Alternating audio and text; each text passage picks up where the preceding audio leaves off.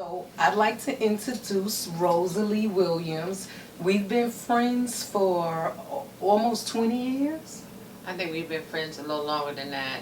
For more than 20 years. Yeah, and more than 20 years.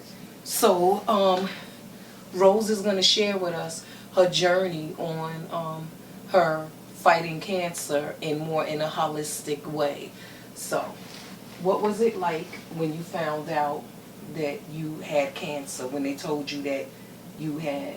I was in total unbelief. You understand?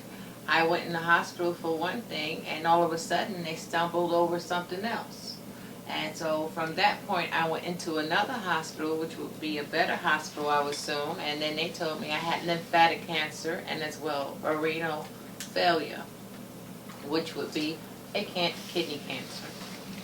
And from that point on, I was already feeling sick, but I was ignoring it. Sick, depressed. It's like when they told me that, it's like it totally like knocked me off my feet.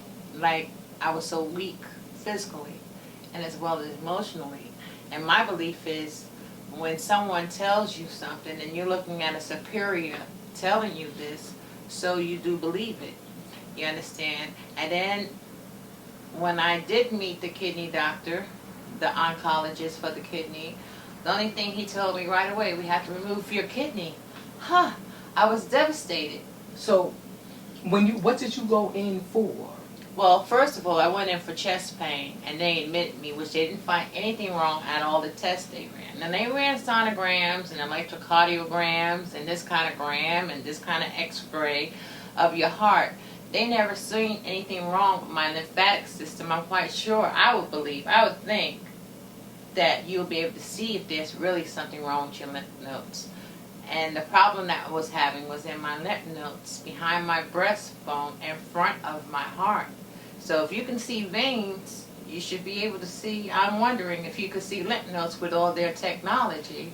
And when they said they didn't see anything wrong, and then when I went to another doctor, all of a sudden they see a lymph node problem. So why did you go to another doctor? So you went home, they told you nothing was wrong. The following week I had the same heart pain.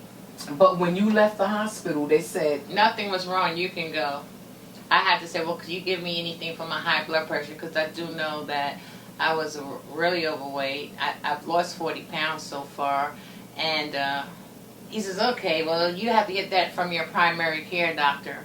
But he did give me some mild ones, like there was nothing absolutely wrong. And then when I went back the following week, I believe, and the doctor's looking at me, his glasses hanging on his nose, and he's saying, listen, we've done every test that we could do. There's nothing wrong. I said, there's something that you're missing. There's something wrong. So they gave me a CAT scan, but I'm thinking 4 months ago I had a CAT scan. And if there was anything, they should have seen it then too as well, right? So they gave me a CAT scan, and then they looking all solemn when they bring me back and really sad, and you need to go see a urologist right away, and you have to make an appointment from there. I mean, this is really bad, so bad. And I said, they're lying. This can't be happening. This is not true. So when they said it's really bad, what was really bad? The cancer. They didn't see the lymphatic system. That never had problems with my kidney. All of a sudden, they're saying they seen too much protein in my urine. That's what they're going by. Okay. And I had a 2.8 centimeter growth on my kidney, is what they explained to me. But what did they say? When did they use the C word? When did you first hear the C word? What C word? Cancer. Oh, cancer. When I went to Duke. But how many visits after that very first doctor? All I did was the next following day I went up to Duke. And I got another CAT scan because I'm still having the chest pain. And they're thinking, well, maybe it's a blood clot. And they're looking at me because they had my records transferred up there. And so when they got back their CAT scan, which they had to do too, to make sure there wasn't a blood clot traveling to my lung, right. They said the doctor, he had watery eyes, like it's a wrap. He says, I hate to say it, but it's more like you have lymphatic cancer. He says you need to get with the a doctor right away and take care of this. And Bobby said, what? And he said she has lymphatic cancer and renal cancer. So the day before you went to a hospital and they said you was fine, they saw nothing? No, the day before they saw something, but they never saw nothing in my lymphatics, even though they What admitted did they me. see with the something that they saw? What exactly? A growth on my kidney, Okay. a tumor on my kidney. But they didn't know that it was cancer. No, they wasn't able to tell me that. They said that it looks like cancer on their reading, their report. Okay, so you didn't hear the C word. You heard cancer. They don't use that. They use Matisse's, it's a word. I can't pronounce that word. All right. They use that word. But did you know what it was? Matisse's. Did you know when they use that word, you knew it was cancer? See, because if I had heard that word, I would have had to say, what exactly is that? You didn't have to say that. No, you heard it in your travels. I knew it was that. I knew what that word meant. How? Because in your travels, and when they said it's metastatic or benign means it looks like, but it's not. Okay, when that other word with the M means cancer. I had tumors before, by the way, and they were always benign, you see. But when they use that M word, that means it's cancer. And usually they can tell by a test. But because of their protocols, they want to go through with you going to this doctor and that doctor and making a bunch of money off of you anyway. You see what I'm saying?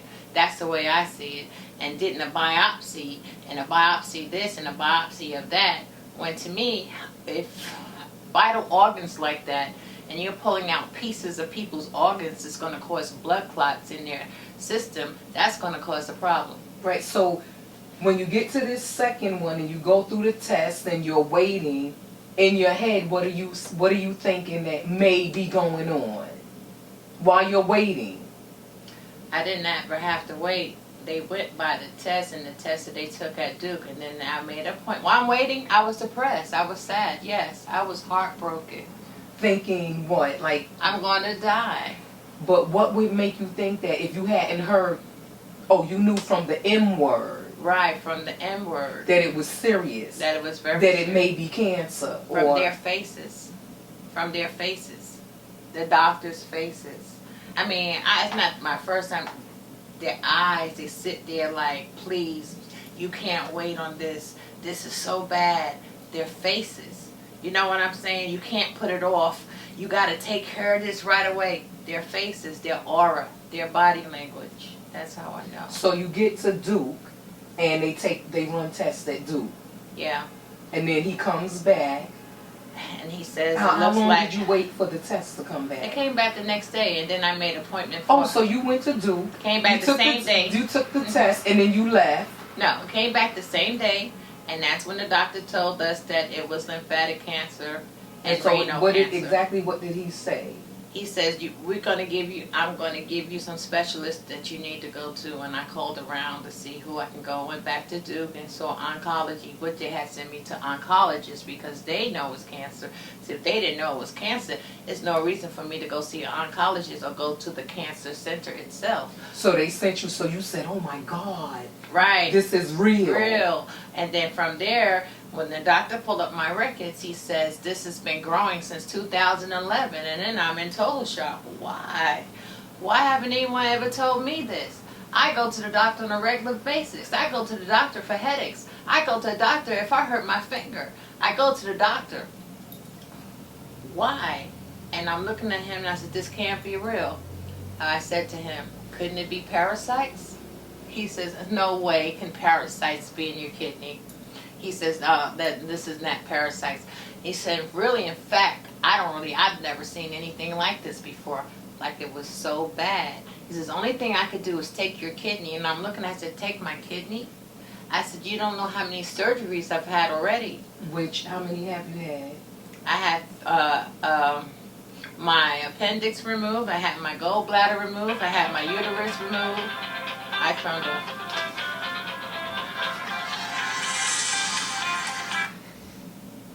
Sorry about that, Rose. So go ahead. I had my uterus removed. I had endometriosis, so that's just too many surgeries. And plus I was told why I had so many CAT scans, I had diverticulosis. So Which that's a is form what? of, to me, it's a form of cancer. So they say because these pockets grow inside your intestines, and your stool just, you can get a bacteria there, and if you get a bacteria, you start to bleed, and it gets into your bloodstream, you can die from that. So that's the same thing as cancer, because you can die very quickly from that. So that's a form of cancer to me. And I was told that it was all over my intestines. The Diverticulosis.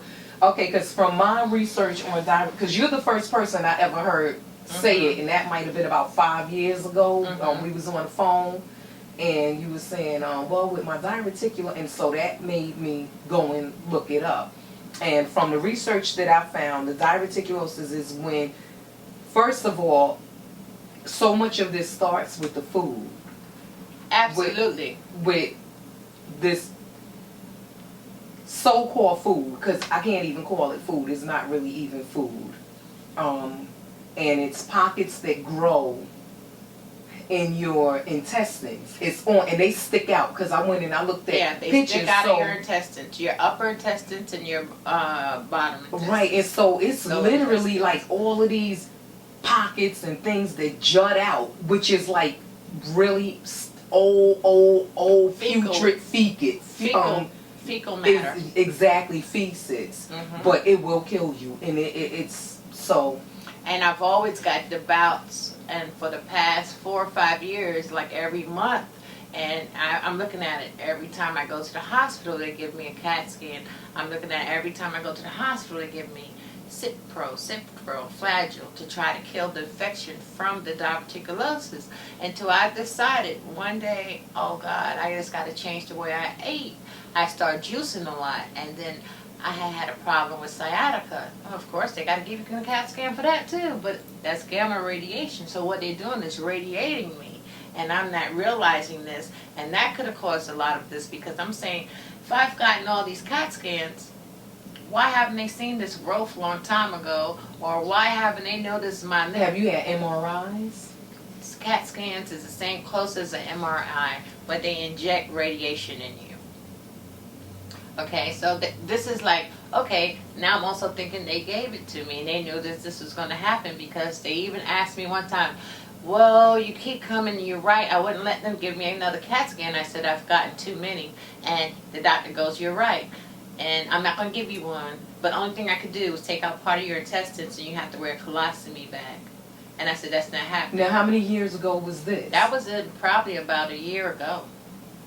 And so, I know we talk. You know, you came to a lot of my classes, yes, and that stuff like that was that, a year ago, and that's when I decided to change my eating due to the classes and stuff like that. And when I went back, as I was saying, for the sciatica, they took another CAT scan, and they happened to leave the test there. Usually they don't, unless you have something deadly like cancer or something. They'll let you have those tests, right? But they left the test there.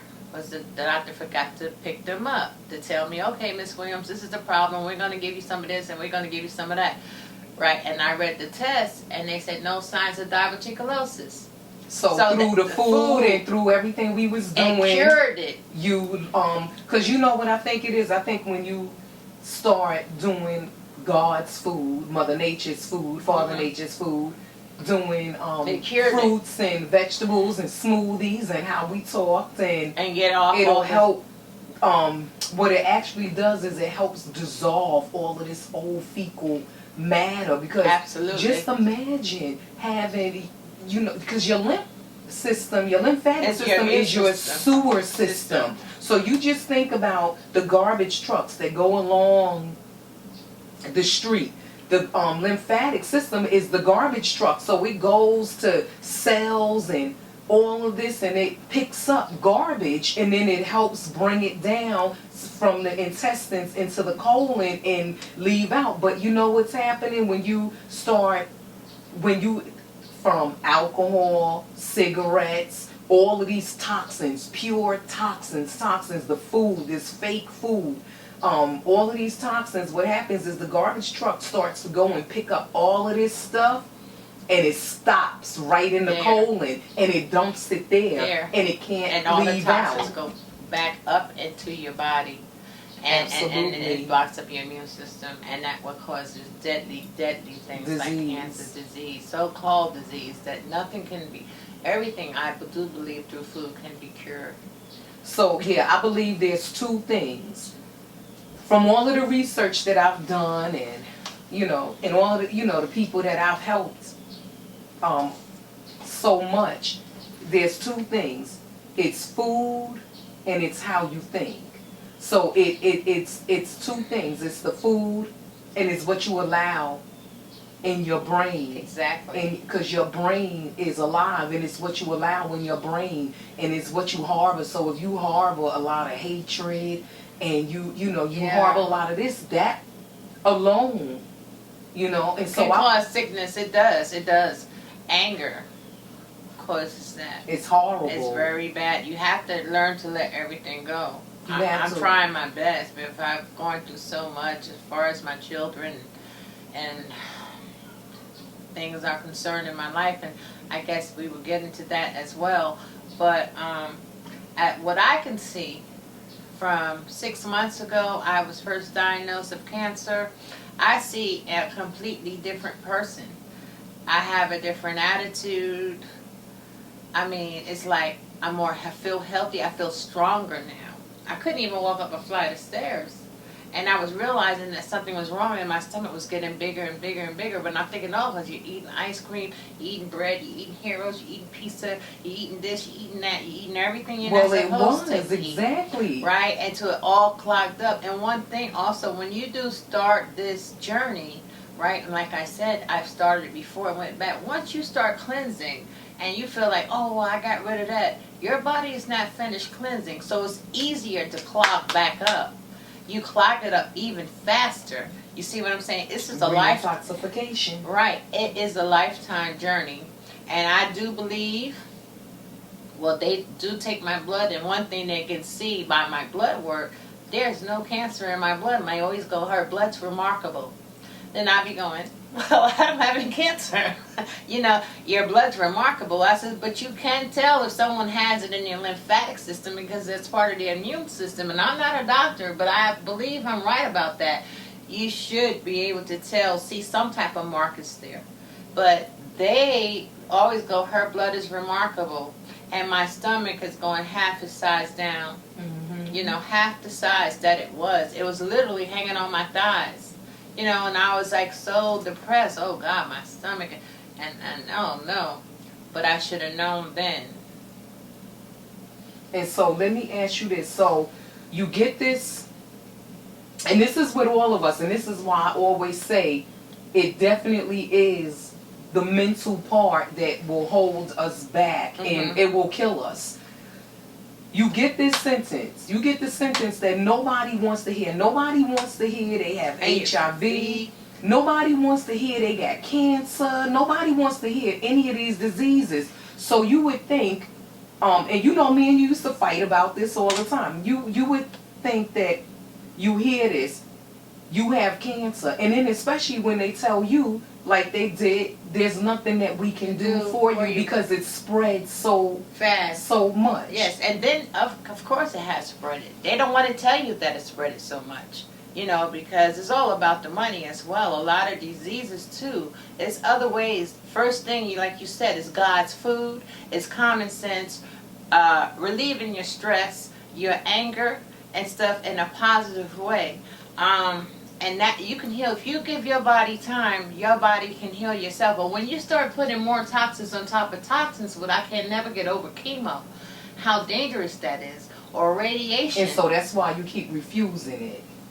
Even a surgery. I mean, it takes 10 years, even if you have a baby, for your body to come back to the way it was. So when you get this, and there's nothing that we could do for you. You got to go and get your stuff in order.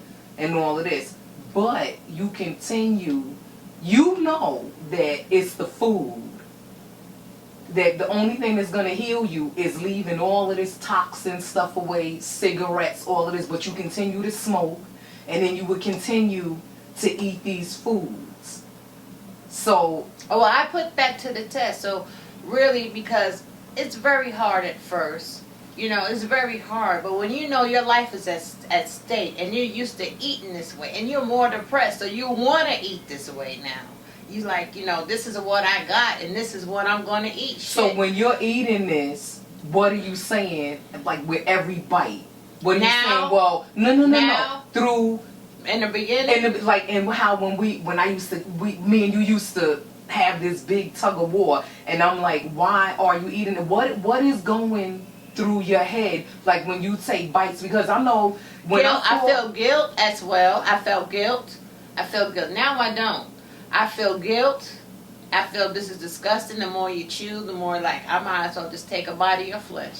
You know, I start visioning everything for what it really is. That's really a dead carcass on the street. Right, but what I'm saying is, I start visualizing stuff and what and the poisons and the stuff that's in it and how they spray the food and what has gotten me sick in the first place. Right, and then you still continue to eat it. But remember, we talked and I said, Rose, part of it is because I think with a lot, even with myself, when we do things, when people drink, you know, alcohol, like, we know it's no good for us. We know what it's doing. And you know how I said I had to stop drinking wine because I would go overboard.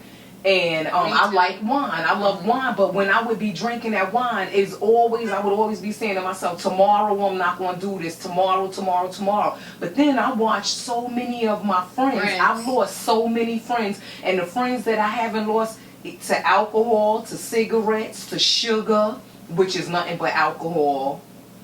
They losing limbs. Like, every time I turn, I've literally, I could say in the last 15 years, had maybe 15 people either pass away from some sort of disease, whether it was mentally from food, you know, this battle with food, this struggle with wine, with alcohol, with sugar. And I've had 3 people lose limbs. Mm-hmm.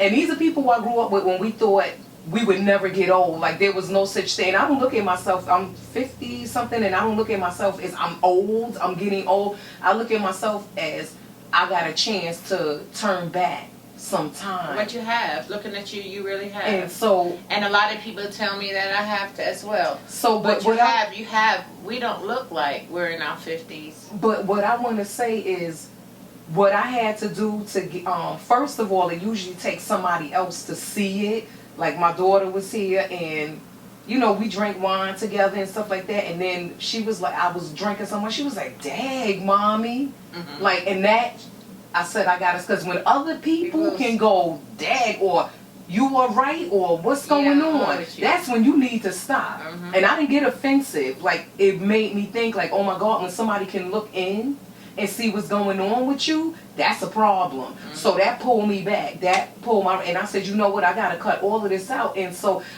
what I realized, though, is when I would eat fast food, even though I knew how detrimental it was, to how I look, how I feel, what it's doing to the insides of my body. A lot of it we hurt ourselves because there's something inside of us that we feel guilty about.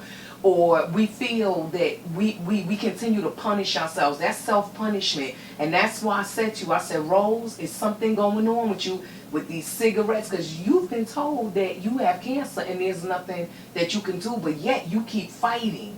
But you're smoking cigarettes. You're eating this meat. You're eating this food. And like I said, Rose, you got to look in the mirror and you got to forgive. First of all, the forgiveness starts with you.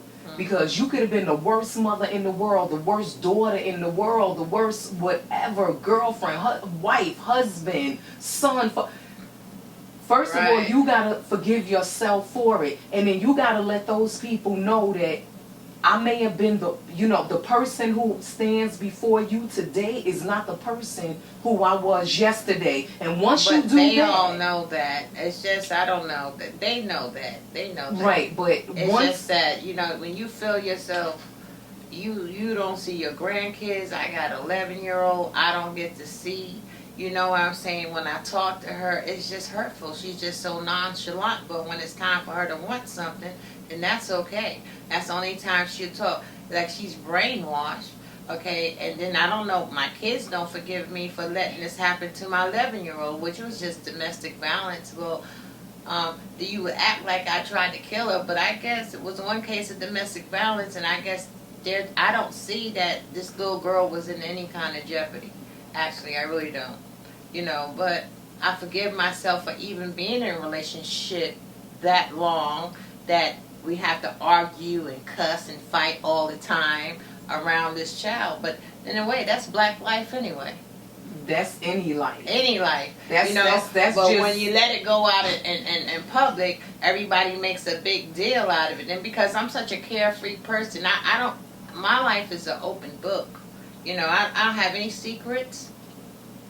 I don't have any secrets in my life. I'll tell anybody anything there is about